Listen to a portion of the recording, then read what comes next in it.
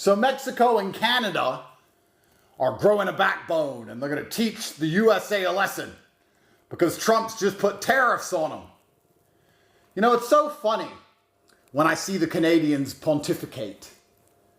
You see Justin Trudeau, the biggest gay in Canada, and that's a statement. I've spoken to the Canadian premiers and we've decided to... Nobody on the planet gives a fuck what a Canadian premier decides. I can't think of anybody I care less about. Andrew, did you hear what the Canadian premier... Boring! Don't care. And now, the biggest gay in Canada, the gayest man in the snow, is on the phone to the only Jew in Mexico complaining about Trump. You know what this reminds me of? This is going to go over a lot of your heads. But the real G's are going to get it. You know when you cheat on your girl and the two girls find out and they think somehow they can get back at you by becoming besties? You ever been there? And you're sitting there looking at them in the club and they're like doing Instagram stories and you're just like, what the fuck are you two girls doing?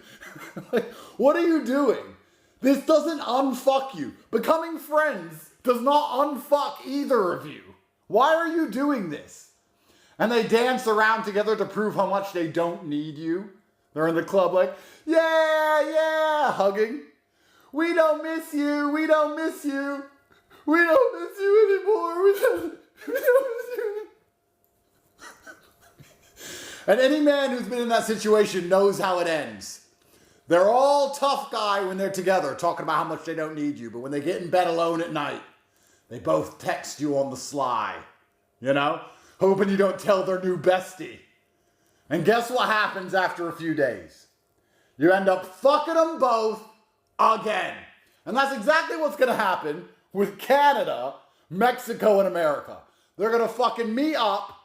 Trudeau and fucking Scheider Kleiderbaum from Israel are going to meet up and they're going to talk about how much they don't need America while secretly on the side both begging America to please take the tariffs off. It's funny now because the media is reporting that these people are talking because they're trying to damage Trump somehow. I guess they're trying to scare us.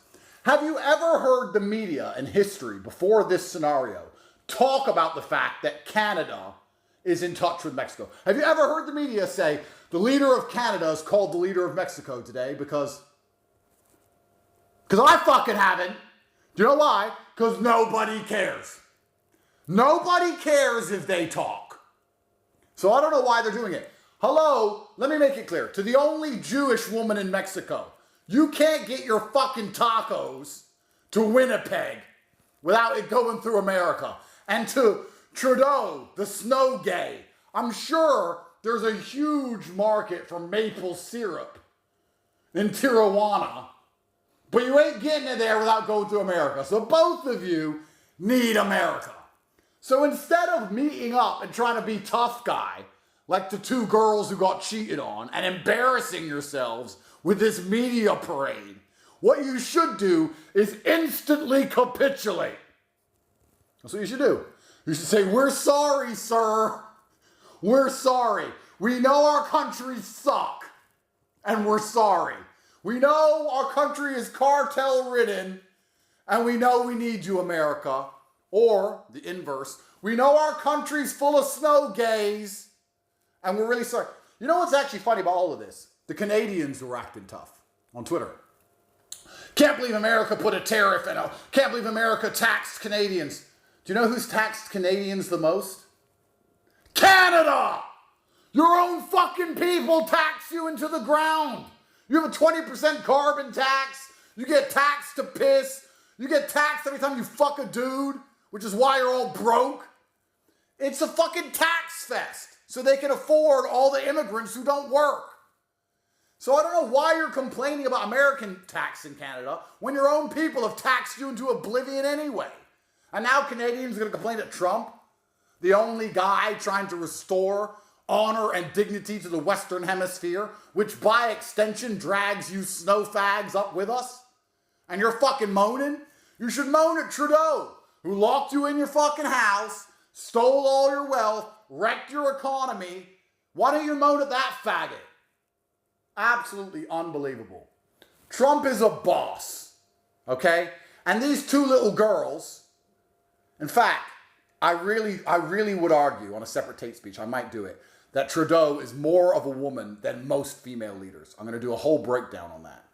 He's definitely more of a woman than Bridget Macron. These two girls are fucking running around doing their little stories trying to show Trump. And I know exactly how Trump feels. He feels the same way I felt when those two girls I fucked went to the club together and tried to have a great time. And you just sit there like, bro, this bitch is dumb as fuck. Dumb as fuck.